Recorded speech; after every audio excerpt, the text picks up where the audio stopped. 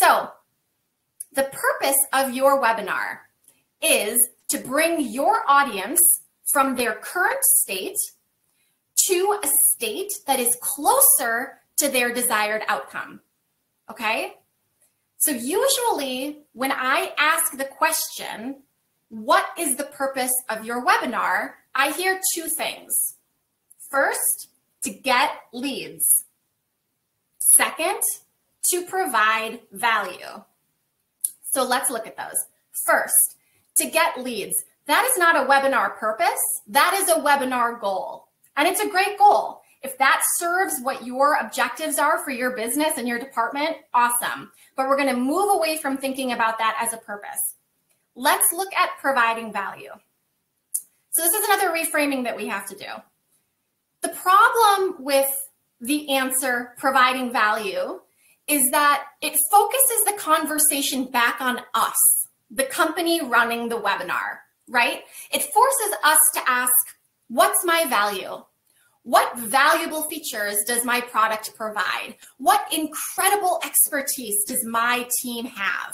It's forcing a conversation around what's so amazing about us that I can distill upon others, right?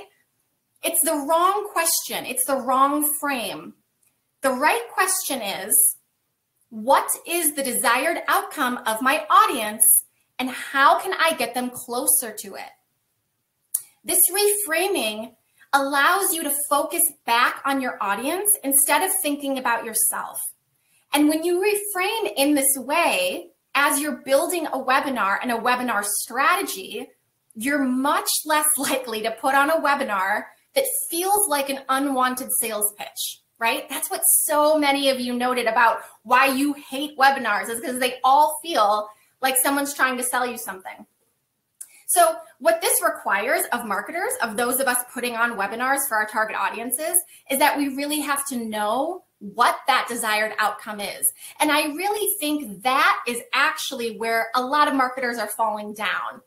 It's not the webinar itself that's the problem, it's the framework. And I bet that a lot of the companies that are putting out terrible webinars are also putting out a bunch of other terrible kinds of content, right? It's just that webinars are a little bit more public facing.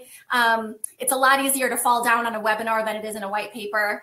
But I think that is the point that marketers should be focusing on when they think about what am I going to do a webinar about? Why do I even care about webinars? What's the purpose, right? It's desired outcome. So look at the slide.